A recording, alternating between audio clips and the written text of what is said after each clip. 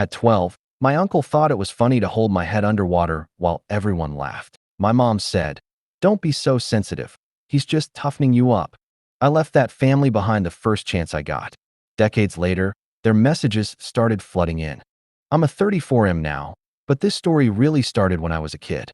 I grew up in a small town in the Midwest, one of those places where family basically meant everything.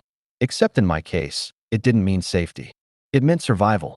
My mom was young when she had me, and my dad bailed before I could even remember his face. So, it was her, me, and this endless circle of aunts, uncles, cousins, and family friends who felt more like obstacles than actual people I could trust. If you asked anyone in my town, they'd tell you my mom was sweet, a little strict, but well-meaning. That wasn't my experience. She wasn't the type to hit me or anything like that. Her thing was more neglect wrapped in denial.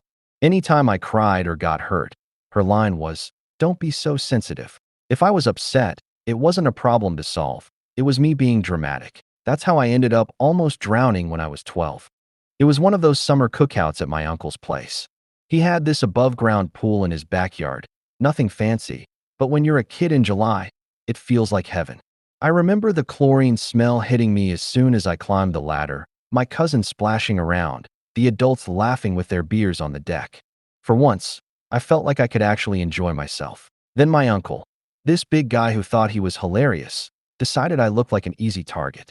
Out of nowhere, he grabbed me by the shoulders, shoved me under the water, and just held me there. I remember thrashing, lungs burning, panic setting in. The muffled sound of people laughing above me. I thought I was actually going to die. When he finally let me up, I was gasping, coughing, trying not to cry, because even then I knew crying made me weak. And when I looked around, everyone was grinning. My cousin was laughing so hard, he almost fell off his floatie. My mom was on the deck with a drink in her hand, shaking her head like I was the one embarrassing her. "Don't be so sensitive," she called out. "He's just toughening you up." That line, it burned into me. I'd just been fighting for air, and to her it was a joke.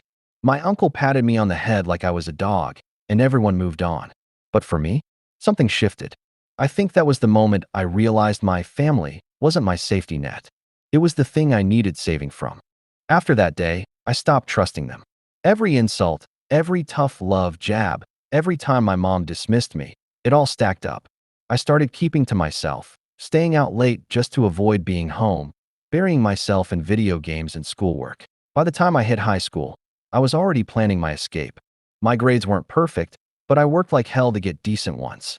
I joined whatever clubs would look good on applications, not because I cared, but because I needed a way out. I remember lying awake at night, counting down the years until I could legally leave. And when I finally did, college, halfway across the country, it felt like breathing real air for the first time. No one was hovering. No one was laughing when I struggled. No one was telling me I was too sensitive. I was just me. I didn't go back.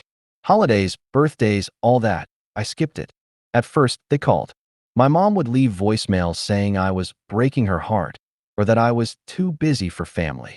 I ignored them. Eventually, the calls stopped. I built a new life. Got through school, got a job in tech, met people who actually treated me with respect. For once, I didn't feel like the butt of some cruel joke. I told myself I'd cut them off forever. And for a long time, I did. But then, out of nowhere, just a couple months ago, the messages started. Facebook friend requests from cousins I hadn't talked to in a decade. DMs from uncles, aunts, even my mom. Suddenly, everyone wanted to catch up, to reconnect. At first, I ignored it, but the messages kept coming. My cousin sent this long paragraph about how family is everything and how they missed me at gatherings. My uncle, the same one who almost drowned me, actually wrote, "We should grab a beer sometime, man. No hard feelings about the past, right? No hard feelings." It's wild, isn't it? They think time just erases that kind of stuff. That I'd forget what it felt like to choke on pool water while they laughed. That I'd just get over it because we share blood. But here's the part that really messes with me. My mom sent a message too. Just 3 words. "I need you." And I don't even know what that means yet. When I saw that message from my mom, "I need you," I just stared at it. It wasn't even like I was shocked she reached out. Part of me had been expecting it, almost like waiting for a shoe to drop. But the way she wrote it, those 3 words, It hit me in this weird place between anger and guilt. I didn't answer right away. Honestly, I didn't know if I even wanted to. For years, I'd built my life around not needing her, not needing any of them. And now here she was, dropping this vague, emotional grenade in my inbox like I owed her something. I sat with it for a few days. Every time I opened my phone, I'd see the notification sitting there. A couple of my friends noticed I was off and asked what was up, but how do you explain something like that? How do you tell someone that the person who was supposed to protect you is suddenly acting like you should save them? Eventually, curiosity got the better of me. I typed out a reply, "What do you need?" and hit send. She answered within minutes. "It's about your cousin. He's in trouble. We're all trying to pull together to help him out." That was it. No hi. No how are you. Just straight into a favor. I almost laughed.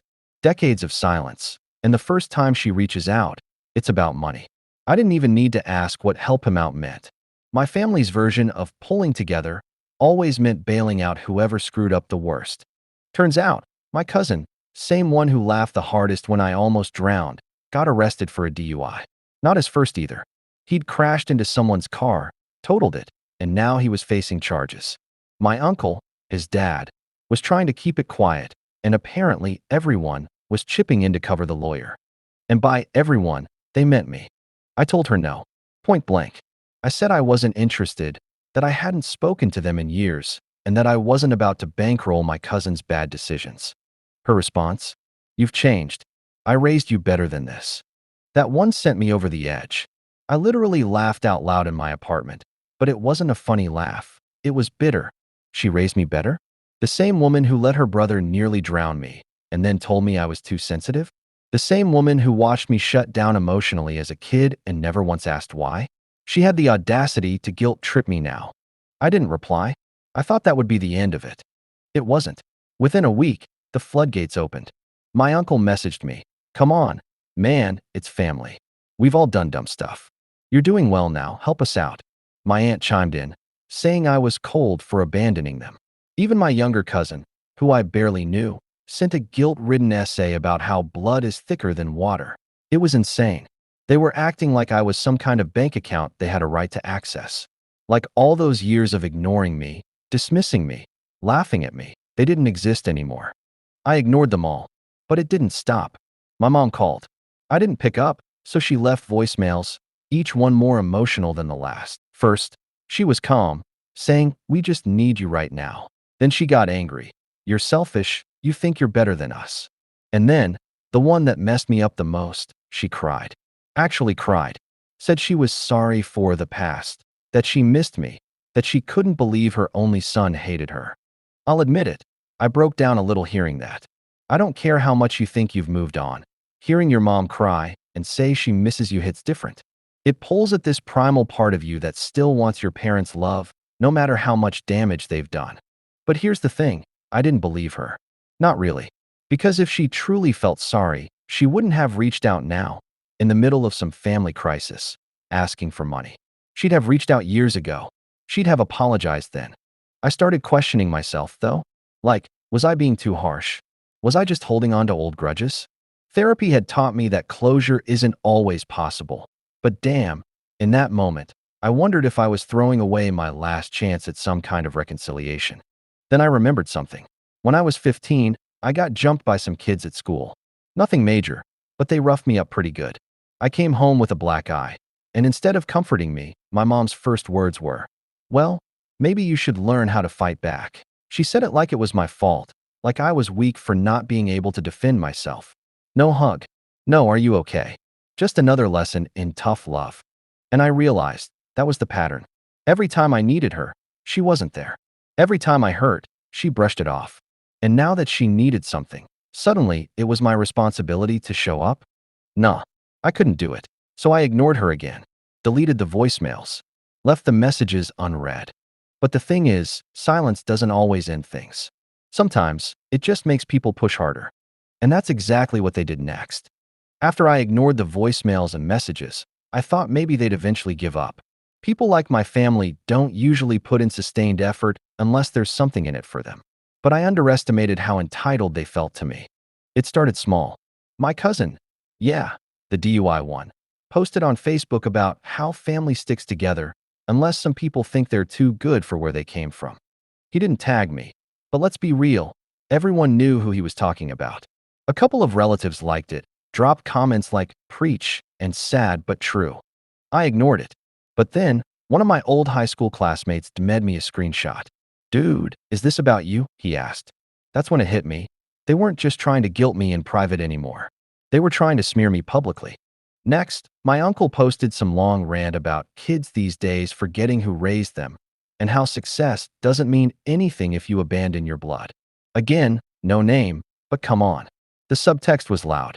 I tried to laugh it off. I told myself, you don't even live in that town anymore. Who cares? But here's the thing, people talk. And in small towns, gossip spreads like wildfire.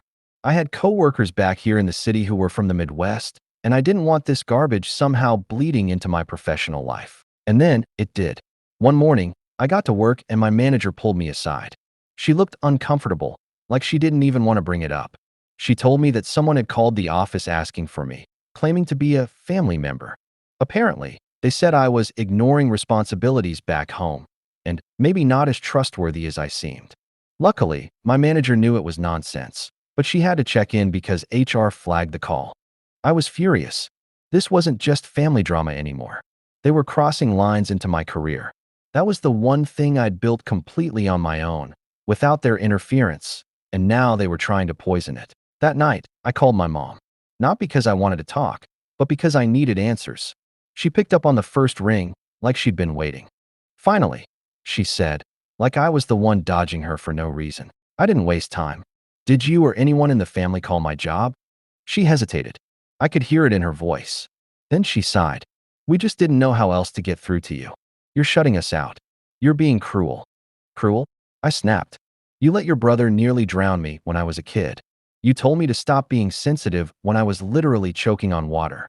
And now, because I won't pay for my cousin's screw-up, I'm cruel? There was a long pause. I thought maybe she'd finally apologize. Instead, she said softly, I did the best I could. That line.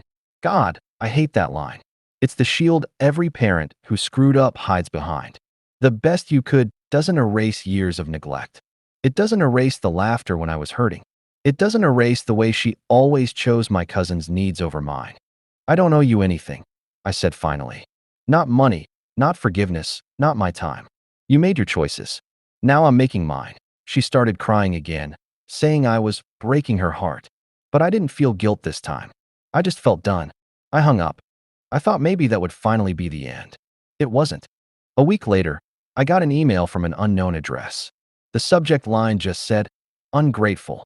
Inside was this long rant about how I was turning my back on my roots, how I'd never be truly happy without family, how money can't buy love. It was clearly my uncle. The tone gave him away. He even attached a picture from that cookout years ago, me as a skinny 12-year-old, standing by the pool, looking miserable while everyone else smiled. It made me sick, like he was trying to rewrite history, hold up that photo as proof of some happy memory, when for me it was trauma. I didn't reply. Instead, I saved the email. I started keeping records of everything, screenshots of posts, voicemails, messages. If they were going to drag me, I wanted proof. The weird part, through all of this, a small part of me still wondered if I was overreacting. Like, maybe I was being too harsh. Maybe I should have just thrown a few $100 toward the lawyer fund and called it a day. That's the kind of mental trap family puts you in. You question your own reality. But then I had dinner with a friend of mine, someone who also cut off toxic family. I told him everything, half expecting him to say I was being dramatic. Instead, he looked me dead in the eye and said, Dude, this is abuse. They're trying to control you the only way they know how, through guilt and public shaming. You don't owe them a damn thing. Hearing that from someone else, it grounded me. It reminded me that I wasn't crazy. Still, the messages didn't stop. If anything, they escalated. One cousin said I'd regret it when mom's gone. Another flat out called me selfish trash. And then, because apparently they hadn't hit low enough, they dug into something I never expected. Something personal. Something I hadn't even told most people in my current life. And that's when the real war started. When I said they dug into something personal, I mean it. And it was the lowest move they could have possibly made. Back when I first left for college, I didn't have much. No safety net, no savings, no family support. I was working part-time at a campus bookstore, eating ramen most nights, barely keeping my head above water. At one point, I fell behind on rent. I was terrified I was going to get kicked out of my dorm, and I didn't have anyone to call. Out of desperation, I reached out to my mom. She told me no. Not, I can't. Not, let's figure this out. Just a flat no. Said I had to learn to make it on my own. I ended up taking out a payday loan, one of the worst decisions of my life. The interest rates were insane, and it took me years to finally dig out from under that mistake. I've never told more than a handful of close friends about it because, honestly, it was humiliating. I was 19, broke, and drowning in debt. Somehow my family found out. I'm guessing one of my old cousins must have remembered me struggling back then and shared it with the group chat they all still use. Because suddenly, out of nowhere, my uncle blasted me with another email. Funny how you act high and mighty now, but didn't you take out a loan because you couldn't handle your own life? Didn't you beg your mom for help back then? You were a mess. And now you won't even throw a dime to help your cousin? Hypocrite. I can't even describe how that felt. My chest tightened. My hands shook. It was like being exposed in the cruelest way possible, something I had worked so hard to bury being thrown back in my face as ammunition. For a second, I almost spiraled. The shame hit me like a wave. I thought, God, maybe I am a hypocrite. Maybe I am selfish. But then, the anger kicked in. I remembered what it felt like sitting in that dorm room, terrified, calling my mom for help and being told no. They'd left me to figure it out alone, and now they were mocking me for the way I survived. The sheer audacity of it was unreal. This time, I didn't stay silent. I wrote back. I told my uncle flat out. Yeah, I was broke at 19. Because no one in this so-called family gave a damn. I had to take care of myself because my mom wouldn't. You want to call me a hypocrite? Fine. But I survived without any of you. And the reason I don't owe you now is because when I needed you, you laughed in my face. Don't ever contact me again. I hit send before I could second guess it. My hands were still shaking, but for the first time, I felt like I'd punched back. Of course, that didn't shut them up. The next few days were chaos. My mom left another voicemail, her voice trembling, saying she didn't mean for things to get so ugly. She said I was airing dirty laundry and twisting the past. But she never said the one thing I actually wanted to hear. I'm sorry. And then my cousin, the DUI one, messaged me directly for the first time. His words are still burned in my brain. You act like you're better than everyone, but you're just a scared little kid who ran away. You'll never have a real family because you don't know how to forgive. Keep your money. Karma's gonna catch up with you. That one actually made me laugh. Karma? This dude was on his third DUI and facing jail time. And I'm the one who needs to worry about karma? It was insane, but also clarifying. All their words, all their tactics, all their guilt trips, they weren't about love or family or forgiveness. They were about control, about dragging me back into a dynamic where I was small and powerless. And I wasn't going back there. Ever. I started blocking numbers. One by one, I shut them out. My uncle's email went straight to spam. My mom's call stopped ringing. Cousins got blocked on socials. For the first time since this whole thing started, I felt peace creeping back in. But silence has a way of making people desperate. And that's when my mom did something I didn't expect. Something that almost pulled me back in. She sent me a letter. Not an email, not a text. A physical letter, handwritten in her shaky cursive. Inside, she finally said the words I thought I'd never hear. I'm sorry. She wrote about how she was young and overwhelmed when she had me. How she thought tough love was the right way to prepare me for the world. She said she regretted not protecting me better, regretted dismissing my pain, regretted laughing along when I was suffering. And then, at the end, she asked again. Not for money this time. For me. She said she just wanted to see me before time runs out. I sat there with that letter in my hands for what felt like hours. My chest felt heavy. Because this wasn't like the voicemails or the guilt trips. This felt real. Honest. And a part of me, the little boy who just wanted his mom to care, ached to believe it. But I also knew this. Apologies are easy when you want something. Regret doesn't erase decades of damage. I didn't know what to do. For the first time in years, I felt caught. And that's when the final twist came. The one that forced me to make a choice I can't take back. That letter sat on my coffee table for a week. Every morning, I'd wake up, see it there, and feel this tug of war inside me. Part of me wanted to shred it and move on.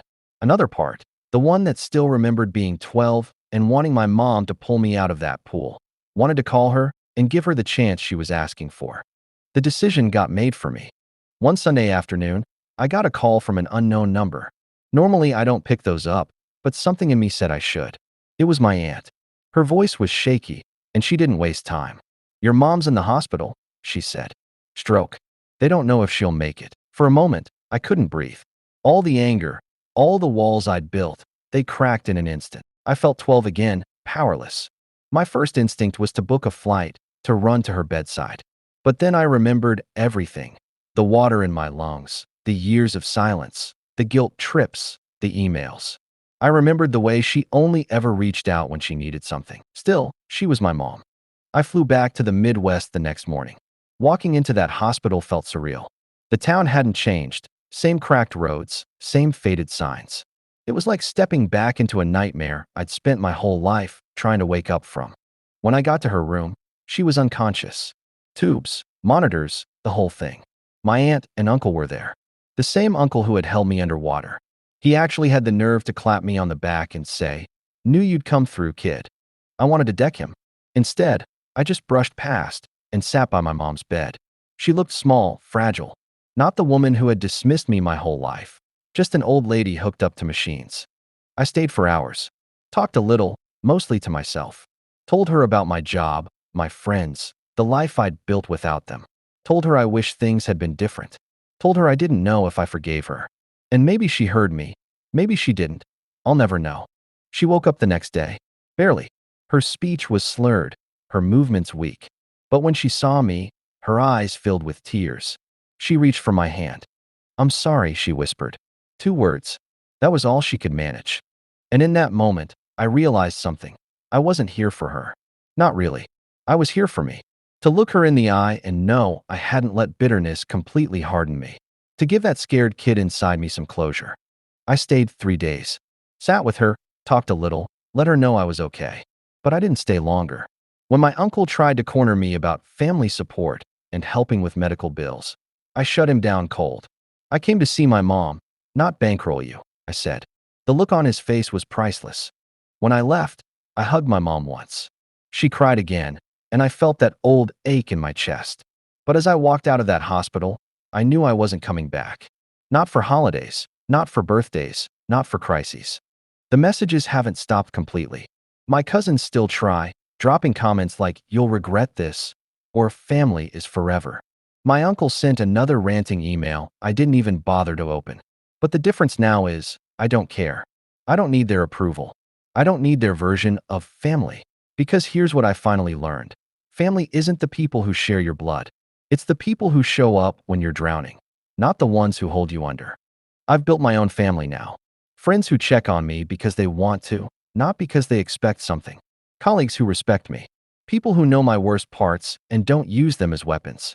My mom might not have much time left. And yeah, part of me still wishes things had been different. But I've made peace with the fact that some wounds don't heal the way you want them to. Some apologies come too late. So when people ask me if I'll ever go back or reconcile, my answer is simple. I already did what I needed to. I showed up. I heard her out. I gave her that moment. And now I'm done. The rest of them? They can keep their Facebook posts, their guilt trips, their twisted version of family values. I don't need it. I don't need them. Because the truth is, I saved myself a long time ago. And that's enough.